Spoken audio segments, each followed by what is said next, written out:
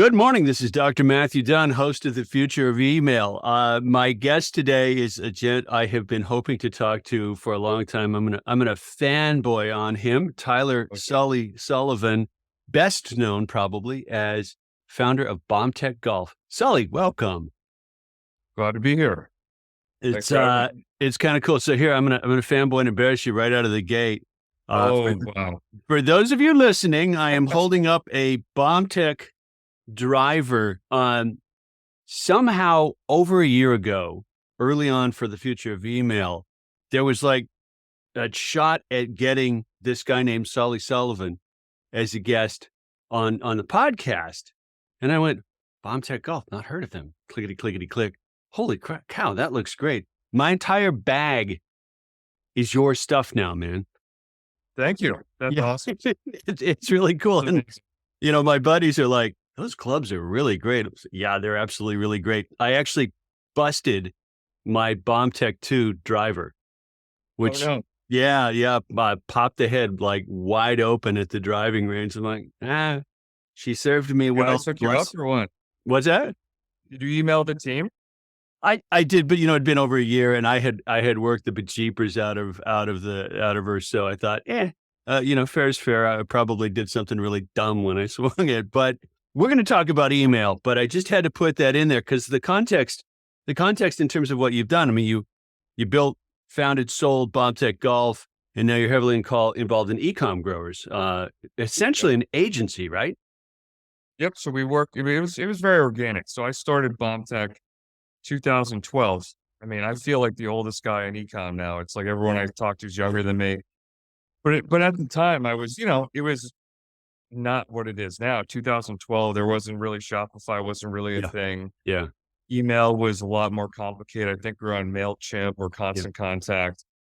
And, I started that just because I love golf and I was competing in the home run derby of golf for a long drive. And it was a crazy journey of just like purely curiosity of like, how do you make a club? Can I design one that's better? And I worked at my local college where I barely graduated and worked with, engineering students. And it was a pure, no expectations.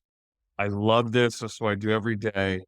And I happened to make a really good product and luckily had good timing because 2012, 13, Facebook ads were barely starting and we could put in $1 and get $6 back. And because we were like one of the few really only small brand trying to compete and with really good products at a good price, it just kind of all happened. And I say that as I was working 20 hours a day, 7 days.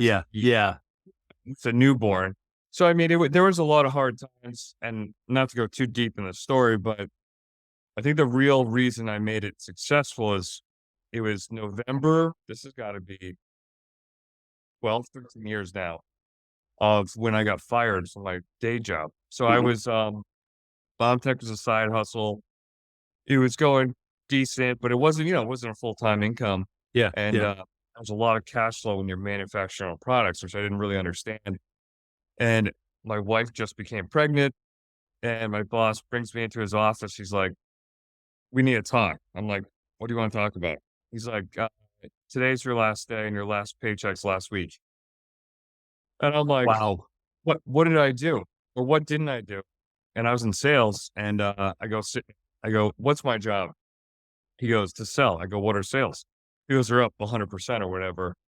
And I go, well, you're going to pay me my commissions, a 1-month severance, or you can physically try to remove it. So they ended up paying me all that extra money because I was like, but it was shocking. And that was the kick in the ass I needed to take it from a side hustle and the pressure of a newborn to kind of make it happen. And I mean, a lot has happened in 12 years, but sure. Ended up exiting in 2022. Yeah.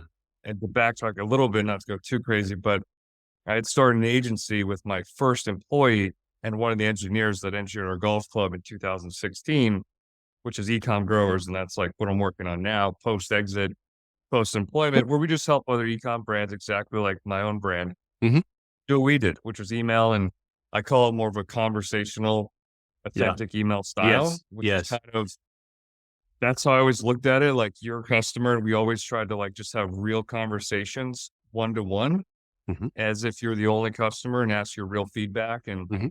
like we would ask like, hey, if I have a 64-degree wedge and a chipper coming out, I would think in my mind 64 is going to do better. But I tell you what, I was always wrong. So I would ask my email list and say, hey guys, which one should we launch? Yeah, Just reply back A for the 64, B for the chipper. yeah, Feel like 97% would vote for the club. I didn't think that would do well, right, right. but that would help us figure out what to launch, Yeah, so yeah, we use micro feedbacks, and then we do like a launch of only 500 units. yeah, If we sold through those within a day, said, all right, that's going to work. Let's order 20,000. yeah. So just like, and that was how email became a big thing for us. And when we did a launch, it was just, every launch was over six figures, Uh, because of email. yeah, And we had real conversations with them, not just blasting yes. bullshit newsletters that are just overly designed. There's a lot of plain text, and it was all authentic or organic. It wasn't like anything. We weren't trying to market it. We're just doing it because it was what we thought we'd want to learn from our customers. I knew this would be a master class because I've been on the BombTech list for a couple years, but let's unpack a couple of things that you Yeah, just a lot there. right, right, out there. No, it's Mm. wonderful. I I I would say it, and I would have said this at a distance on a guess, and I'm delighted to be right, that what you said in about sentence number 2 in there was really critical in the whole thing. You clearly love this. 100%. Comes Yeah, through. this was yeah, I mean, BombTech was A pure labor like, of I didn't love. even think I'd sell one club. Right, So it was right. just like, I was just doing it no matter what happened, and it Yeah, just yeah, yeah. work hard enough, things sometimes work out? Well, working hard certainly a big piece of the formula, but there are people who work hard who don't care about what they do, and they're not gonna last the 12 years. Second one, you had 2 newborns on your hands. That's a mighty big right? That's a mighty big thing to juggle. Um, I wanted to say this explicitly because not everybody who's listening or watching may be a golfer, may be on the bomb tech list, may have, bought the clubs or something like that, but having watched the email program and the email cadence from BombTech over a couple years, like probably 2 years at this point. I've referenced the company and the email strategy multiple times in past conversations on this podcast because of what you just said about it. It's like it's a conversation about a topic that we both care about, which is a great game, golf. And it never comes off as bullshit, never comes off as salesy. It's very good sales cadence. I would click on the link and go look at the set of wedges and like, probably don't really. And what next day? Hey, you still thinking about those wedges? Because they're blah blah. They're great. I'm like, that was deft. That was really deft. Dang it. Okay. Yes. But the root, like the shared root of it, which maybe isn't as accessible to all businesses, but the shared root of it is, I'm investing in trying to get better at this lifelong game. And clearly you and everybody at the company, same Jones, right? Same Jones, which is cool. And the Jones that's in the clubs, like the work that goes into the design. You're an engineer, correct? Originally? I was a business major, so I used Okay. the UVM engineering program, Mm, which I never applied to. It's a capstone project yeah. where you get to work with a group of students and the Yeah. faculty Yeah. for a year, and that's how we got into it with the dual cavity driver, and The it wind was tunnel just studies, essentially? yeah. So they did wind tunnel tests, and we worked with the manufacturer, and that was how we were able to come out with a product. And from there, it was a lot of iterating off customer feedback, which was pretty Mhm, cool. mhm. So we would like make version one, and because we were 100% direct, we got Yes, real feedback. yes. So we'd get all these reviews. Like, I think I mean, I sold it now, but 21,000 reviews or something. Yeah, So when you get that many reviews, you can see a pattern, right? So like, let's say yeah. version two of the driver, 80% said the shaft was a little whippy. So Mhm. we would tighten it up by 5 CPMs, like the measurement Yeah. of torque. And then, let's say they said, I'm hitting a little fade.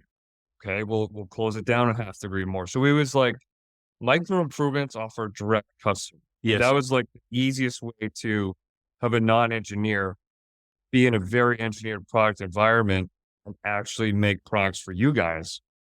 and actually have a better outcome. So it was kind of like, oh, I kind of oversimplified things because Yeah. we had the fortunate thing of having so many customers that would leave reviews and we were able to access them direct with email, which became that direct feedback loop for, a new product launch, a new design iteration. So it was kind of didn't start out that way, but I think there's so much engineering and over design in every industry. It's Mhm. like you gotta get to market with something great and then let your customers help improve and almost build the company together. And that was my mindset with email Yeah. Yeah. was like, okay, I forget when it turned, but I was like, you know what? It's not me. It's the list and customers. Let's just talk to them, and like we're not going to do everything they say. Yeah. But a lot of the stuff we had in conversation was gold. And I think me doing customer service for the first Yeah. 2 years Yeah. and building every club myself, I Awesome. would hand assemble every club in my basement. I mean, this was newborn upstairs, 1,100 square foot assembly shop where I'm chopping shafts, epoxy, not the healthiest time of my life.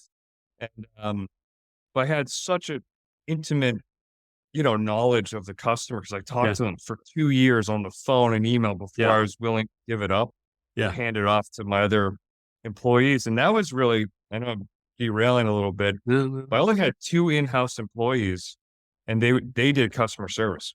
Yeah. So the only roles we had in-house were the guys, and they've been with me for a long time, that would answer the phone and do emails because that was how important customers were. Whereas everyone else, the first thing they do is they outsource that. Right. And I'm like, we're going to spend more and only have that in-house. So it was kind of, and again, I didn't go with it of like, this will separate us. I was just like, this is what's right. Mhm. So I think when you have, I don't know, this clarity of just do what the customer would want because I was the customer, Mhm. everything came easy, Yeah. or not easy, but like there wasn't a lot of thought of let's save a penny here, let's just do what the customer wants and it'll work out. And the word of mouth is just was crazy, you Yeah. know? Yeah. No, your word of mouth, which arguably earned. Um, there's a tech company, I guess you call them a tech company out of Toronto called FreshBooks. They're pretty big now. Uh, Web-based invoicing system, and I think it's going to accounting and stuff. I've been a FreshBooks user for 12 years at least. Yeah. And I remember reading that as they started to grow, they kept this cadence where when you got hired for anything, VP of finance or whatever, the first thing you did was like 90 days on the phones, customer service. Right. Like, that's really smart. That's really, So really simple, smart. but it's a huge impact. Yeah, Yeah, that's where yeah, you learn everything. Yeah. yeah, yeah. It is a huge impact.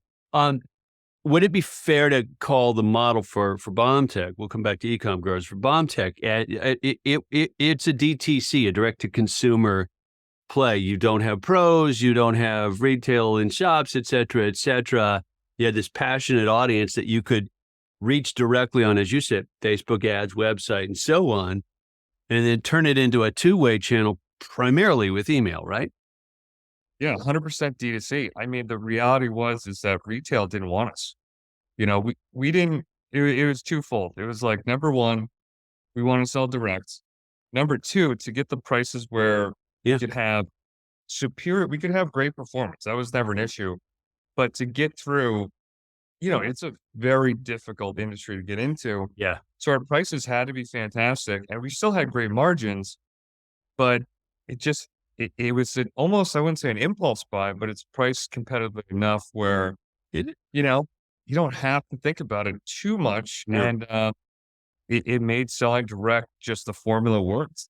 So it was just one of those things. And then email, as the list got bigger and yeah, bigger after a decade, that's really the asset. So when I sold the company, right, they're not just selling our current, I mean, they did buy it based off EBITDA, but the email list, because what happens if Facebook ads or Google ads yep, becomes not, yep, the return ad spend goes to hell, you still have an email list that helps prop those numbers up.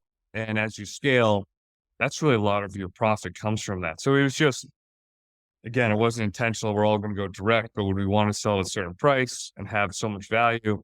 That was the only way to do it. And going retail for at least that company just didn't make sense. So it was a uh, good time and just, it was cool.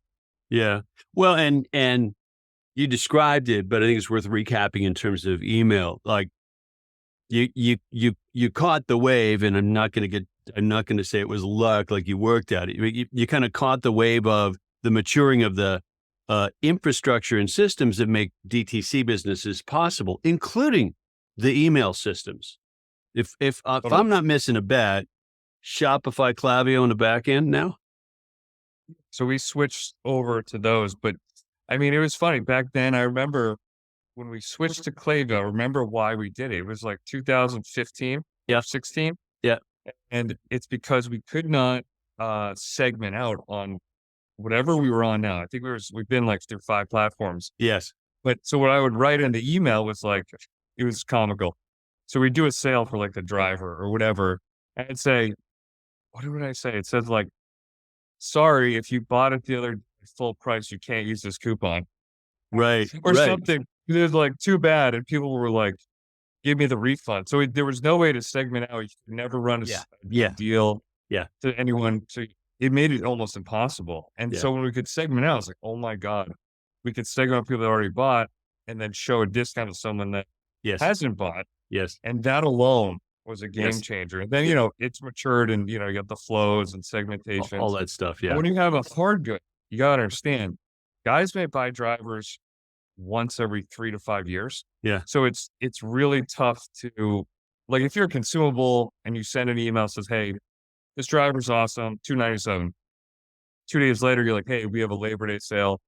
It's $197. When they only have that one purchase, it's a bigger deal versus a consumable. They're like, hey, I'll just get another whatever, another thing of golf balls or makeup or whatever. So it's like the segmentation key when you're selling a hard good that is not consumable or replenishable is a much bigger thing. So that was super powerful. Yeah.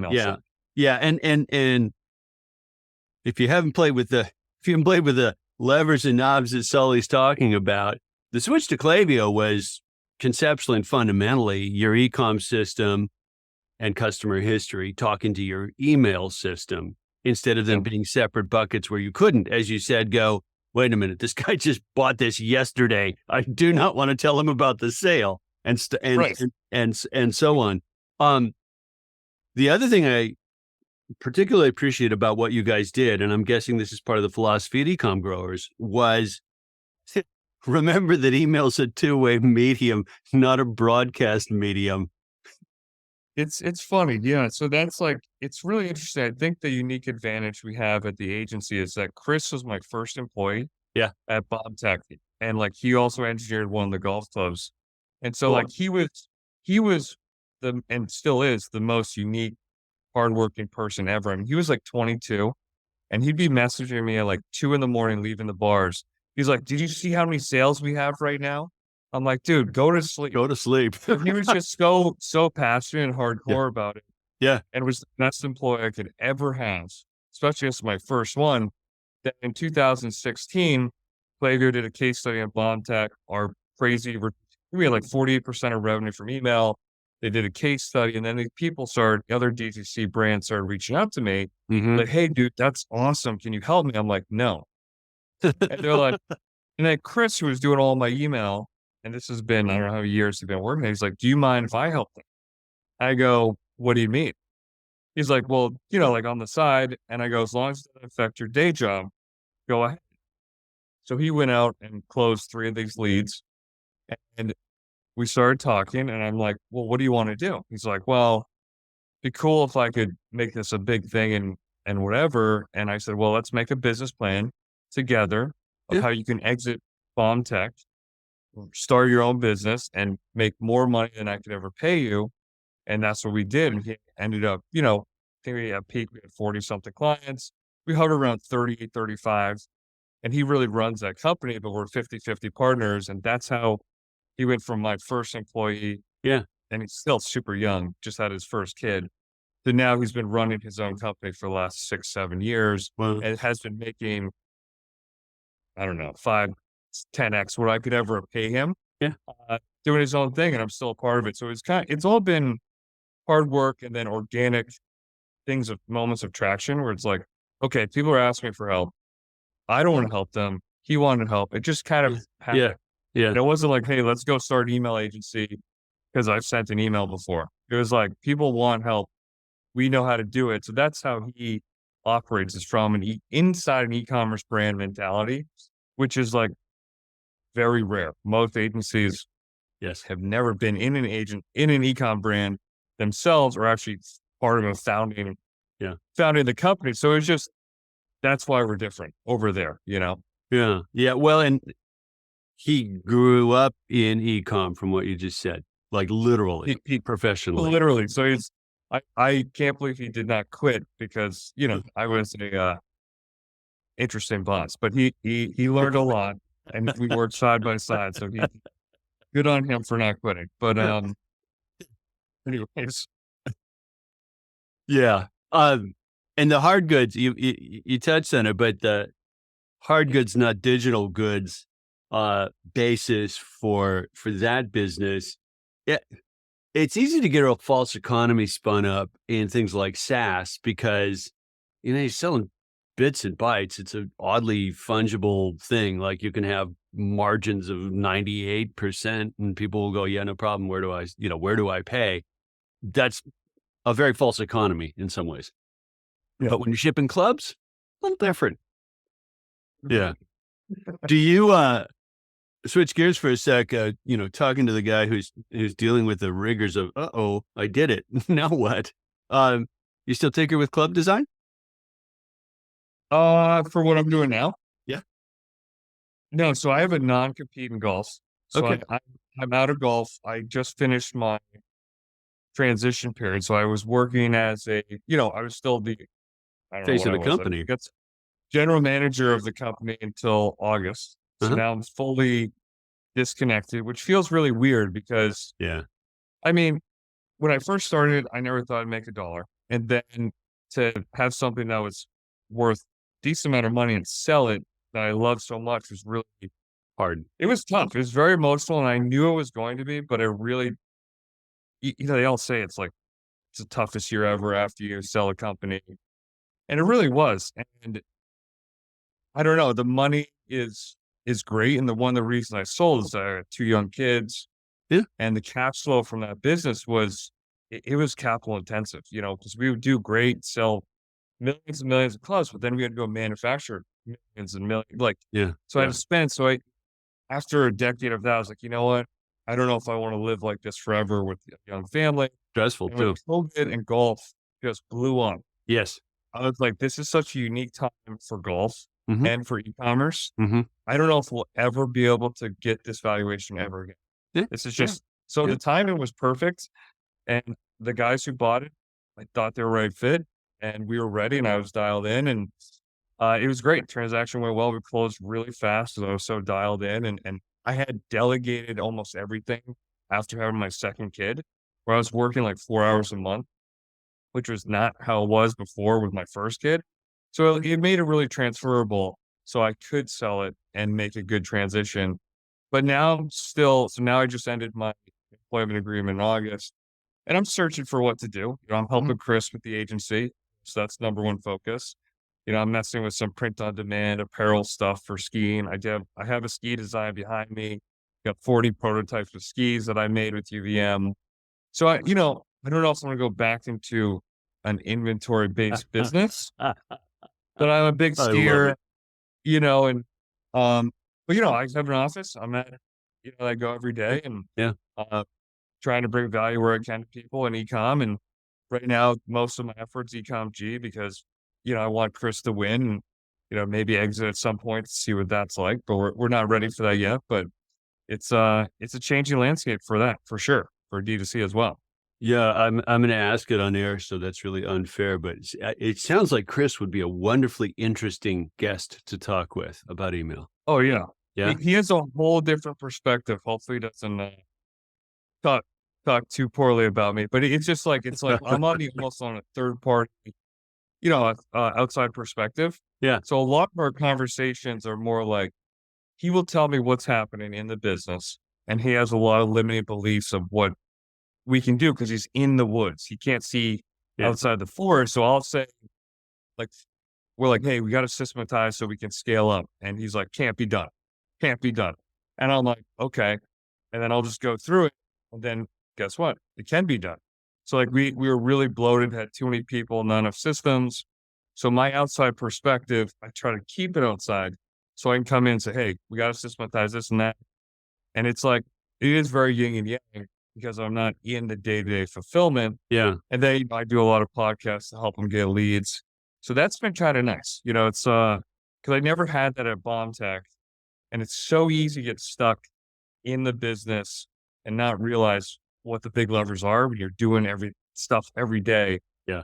And for me at BombTech, it was my two kids that really got me out of it Interesting. to actually see and scale and have better systems to go from 20 hours a day, assembling them myself Yeah. to 4 hours a month, which would have never happened if I didn't have two kids that I had to, go play with and hang out with. And I'm fortunate that I have them. And now they're sick of me and I'm coaching everything. And they're like, dude, give me some space. Give me some Which is, space. I can't coach every sport. I'm like, well, fine, but whatever. I'm still at practice every day. Yeah. Yeah. Anyways, Right. You're in Vermont, correct? in Vermont, yeah. So In we're Vermont. in hockey season right now with my oldest. Youngest does gymnastics and dance, and we got Cub Scouts and fall baseball and 9 million things, and I love them all. You know, I worked in the ski business for about 4 years. oh, CIO. nice. Yeah, biggest ski company in the world at the time, actually. So I actually unexpectedly in life got an inside look at the resort business. Intrawest ran Whistler Blackcomb, Mammoth Copper, like name it. They name it. They had a piece of it.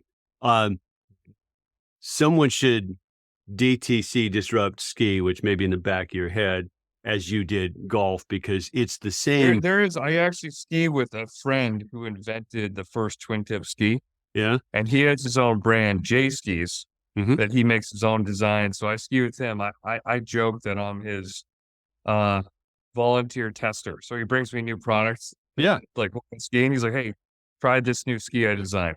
So it's like it's a very interesting business, and Yeah. he does a great job. He'd be a good guest. He's in the thick of it right now, but it's very Sure. similar to golf, Yeah. It is. and he's a hardcore skier. He was on the X Games and all that stuff. But yeah, so we get to ski together, and um, skiing's a little different because there's a lot more micro brands. There is a lot of these small Especially guys that are boards. pressing. What's that? Especially snowboards. Snowboards too. Yeah, it's just Yeah. it's kind of crazy. So he does well though. So I'm Good. happy for him. Good. Yeah. Again, I mean, they're the brands you can rattle off, and here we go, rabbit hole and ski, right? Rossignol, da, da, da, da, da. And then there are niche brands. I ski on a pair of Stokely's, which is a Swiss brand and my Stokely's are from I want to say mid 2000s or something like that, when they were still handmade, Yeah. which they aren't anymore. And my sons stole my shorter Stokely's. Like somehow they ended up being the boys are using. How did you get my Stokely's, you stickers? Love it. But there are not maybe quite the same stars and television sort of aspect to that business that there is in golf. But the Sure. equipment's relatively expensive. It's darn well a hard good. You're not going to buy a new one every week. Yada yada yada yada. Like there's some structural Short season though. That's the big Short struggle season. with skiing. It's Yeah, like yeah. golf. Summer was peak by far, but Sure. still off season, we Yeah. still sold a lot of product. I'll bet you Skiing, did. it's like very Yeah, weather dependent. Yeah. Very short. Summer, Yeah. you're dead. Spring, you're dead. yeah, So, I mean, I'm not saying golf was better, but we didn't have those seasonality spikes as yeah. much as skiing. But yeah, I thought about that's why I started designing skis. So I was like, man, this could offset golf a little when we go into off season. Mhm. We could sell skis, but I'm not going down that rabbit hole. I don't need to do that to myself. He says, "I'm not going down the rabbit hole with ski designs right behind him." That's that's awesome. And you'd have to come up with a killer slogan. Pull the pin was good, but I don't think it fits Yeah. skiing. Stuff like that. Man, what did you have to learn the working with manufacturers stuff like on the fly? That was such a process for me. I remember I was at a wedding in Florida for one of my buddies from college, a frat brother of mine and roommate. And I was like, I gotta go to Skype. It was like 3 in the morning. I've been drinking all night. I was like, I gotta go talk to the manufacturer. It was like the first ever order. And so like I probably spent, I don't know, 10,000, 20,000 hours talking on Skype to our Wow. manufacturer. And, Wow. I'd put the kids to bed, hang out with the wife, and then I'd be on, on my phone, just on chat at like 10:30, 11:30, 12 at night Yeah. in bed trying to get the details of like, oh, I don't like that graphic. Let's try this. The shaft's too weak. The grip's not right. So, I mean, man, manufacturing is no joke. Yeah. Customs, duties, shipping, Yeah. especially with like COVID, with the delays of Mhm. that and forecast inventories. I don't think anyone does it perfect. Um, but I liked when we were leaner on inventory and we would sell out, Mm. and that really helped from cash flow and it helped our email a lot because there was no fake scarcity. Right. It's like we'd Right. sell out of something, it was sold It was out. And so sold guess out. Yeah. what? They would know, customers would know. And so when we got something new in, we would say, hey, it's coming. It's really coming. Now it's here. And guess what? We'd sell a ton of them Yeah. because they know it would sell out and that was real. And then the year when we sold, I was like, we can't sell out because we need peak season to have enough. So that was a big in my mind, a Yeah. little bit of risk for my capital, Yeah. because I went so big, but it panned out perfectly. So, but that's really the beast of any ecom brands, cash flow, capital, Yeah. um, and deal with manufacturers. I was very fortunate to get an introduction to a great manufacturer out of the gate, um, and it just all worked out. But I had to pay someone to introduce me, and you know, we had a good design, but it's not. And that was the thing with skis. I couldn't find a ski that was a material that was competitive enough with what was on the market, that was Mhm. light enough and stiff enough. So I was like, you know what? They're good, but they're not great, and I'm not gonna go to market unless it's truly great. So that was at least my perspective on that. But manufacturing, it's a full-time thing when you get started, especially because there's so much back and forth to get the product, at least for me, to to be good and Yeah. and to be ready for market. So it's not, I wish I could say it's easy to do, but my story was Mm-mm. not easy, um, but it worked out. I I I think Elon Musk made the phrase when he was talking about early days at Tesla that making the machine that makes the machine is actually the hard part in manufacturing. Like Yeah, I the can't imagine. factory We didn't go to industries. that level, but he's a whole nother beast. Yeah. Yeah, he's a whole nother beast, and I'm guessing he's on Skype at 2 in the morning still. But anyway, um, Yeah. so aside from continuing to work with Chris, any other stuff kind of catching the corner of your eye, like, wow, that's interesting? Like writing a book, I mean, maybe? I have tried a couple things. So I did go down the AI rabbit hole a little with a blog where we Yeah. started to do some AI stuff. Didn't do great. Um, I was gonna do like a bowling company, but then didn't want to get it manufactured because I bowl, every Wednesday. And so right now I'm messing around with something I thought I'd never do, which is print on demand.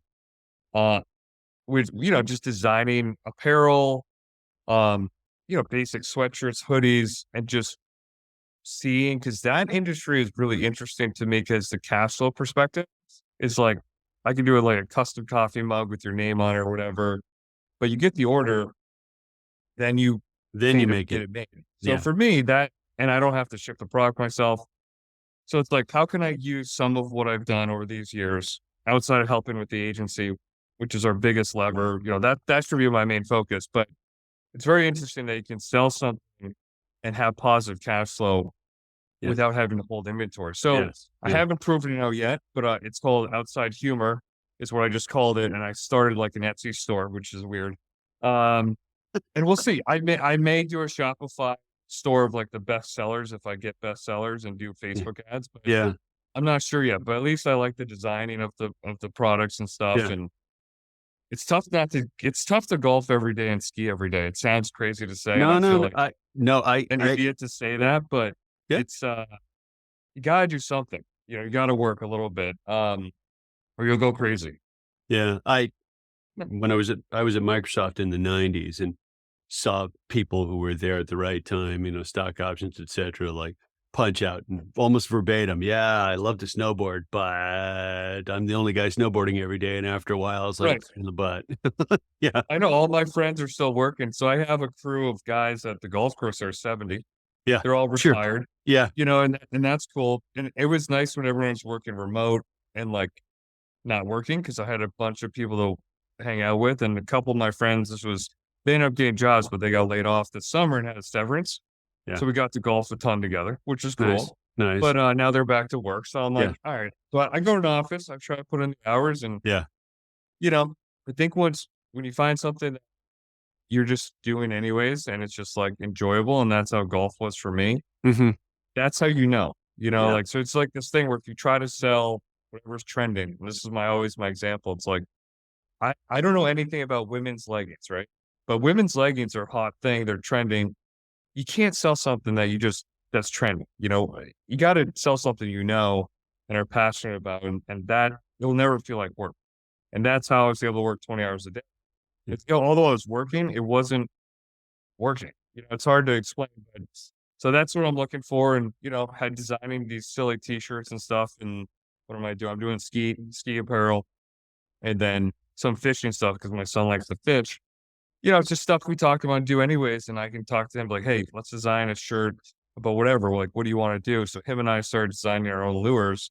We have a little sketchbook and he draws his lures. And, so stuff like that is where I'm trying to go. No, wow, fascinating. I want to track back to AI for a sec, just to get your reaction to something. I read Mustafa Suleyman's book, "The Coming Wave," which is about AI. He's the DeepMind co-founder, Okay. and he said we need an update on the Turing test. The Turing test was if eventually you could be typing back and forth and not realize there was a computer on the other end, that would have passed the test. He said, I think the new Turing test needs to be give your AI a budget of $100,000. Done. And say, go make $1 million. And it made me think, like with print on demand, right? Like there's going to be a point 5 years out, less than that, where I'm going to look at something on a screen and go, wow, gee, maybe I want or need that. The thing probably doesn't exist. It's probably going to be on demand if I order it. There may not even be a company behind it, right? AI generating. I have those thoughts too, and I'm like, this is too intense for me to even think about because I'm like, why do I even work? I don't know. Yeah. So like, Wow. I have messed with the AI with designs and stuff and like slogans and wording. Hasn't been even close to good at this point for me. And it's kind of like half of what I'm doing is a creative outlet. Yeah. Where I'm like, I enjoy doing it. So if that can really happen, then does money matter? If you can just say, hey, here, make the, so I get too deep in this, like, Yeah. well, then no one needs to work. And Yeah. then I don't know. So it's like, Yeah. because I went down that AI rabbit hole, I'm like, and I tested it with my own personal blog and wrote a bunch of blogs and, it was so much editing and it wasn't like my perspective and they didn't rank well. So I Yeah. was like, you know what? I'm just going to kind of do what's fun. If it works out, cool. If not, no big deal. I don't know that we'll ever lose our sense for authenticity. Yeah, and I think that's what is missing because you ask for certain prompts, and it's like, yeah, give me an idea. They'd come up with one ski slogan, can't remember what it was, but it Yeah. was like close, but it still didn't make sense. Yeah. So it's I don't know. We'll Yeah. see. I'm sure a year from now we'll be like, dude, I can't believe you said that. That made Yeah, it's all I use or whatever. it is. Yeah, it is going to change fast. And sidebar, but I a lot of my time is actually writing code. That's actually falls in the domain of things I Nice. enjoy. And having a intern slash teacher at my fingertips is darn useful. I gotta say, I'm like, For sure. Yeah, stuff like that. That's yeah, awesome. yeah, it's awesome, but it's more helping me learn how to do something. It's certainly not a substitute for doing the whole thing because I'd have to articulate the prompt coherently enough to say, write the whole thing for me, which means I'd understand the problem. So yeah, Right. yeah, it is going to be a wild ride though. Wow, I knew this was going to be fun. I love that you've kept loyal, foot slash hand in the agency, I think that's a real asset, and bringing that outside perspective to how that business works. That's Totally awesome. different business. It's really interesting because you Yeah. get to see what other brands are going through. Yeah. And, you know, I think that's the advantage of having working with an agency. Like when at BombTech, we had all agencies. We had paid agency, CRO agency, SEO, email, and they were siloed as the experts in each, right? Yeah. But each one of those experts had like a small shop, sub 40 clients. But the reason I worked with agencies is number one, if I had someone in the house that was really good and they left, I'm screwed. And it was more variable cost too. Like I put them on performance and it would scale up if we're spending more. But they are working across many accounts and have different insights than if you're the only one inside the business. So it was actually more cost effective.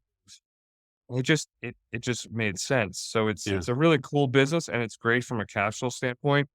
It is tougher to scale It's hard to because you've scale. got Yeah. people. Yeah. So it's like I love it for the cash flow, but we've been trying to break through and scale up for a long time. It's like we kind of after almost 7 years, like, hey, this is the business, this is our sweet spot, Yeah.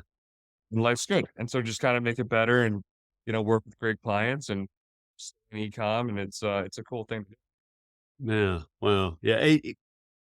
You're also more subject to the vagaries of client demands in an agency business, where you could ignore not ignore, where you Yeah. could sort of factor the statistical feedback from the golf customer base and say, "Ooh, yeah, we're going to go with the chipper." Yep. You didn't have to go, "Okay, I'll make that just for you." And with a direct client business, when they have some quirky, crazy idea, you're like, "Okay." That's why I'm not in the day-to-day fulfillment. That's Chris's. You can go deep with him if you bring him on Yeah, yeah, about yeah. managing clients, but he's just he's perfect for that because he's so chill, even keel. I'm like, dude, can you get mad at me about something? Like he never in our entire relationship ever got fired up. And I'm like, dude, you should hit me, do something. He's just so mellow. Yeah. And that's why he's so good at what he does. He's just like, something's on fire, something happened. He's like, it's all good.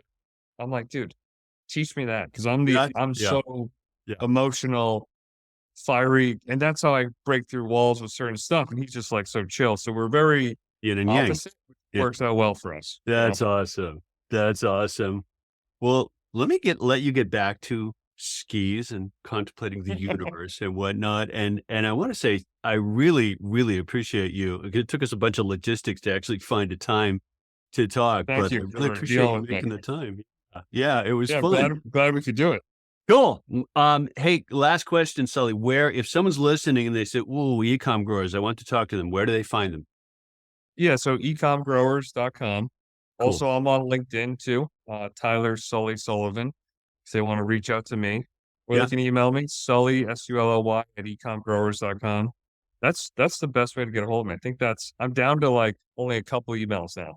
Before I had like 50 email 50 accounts. So I'm email getting accounts. used to having like one or two. So Yeah.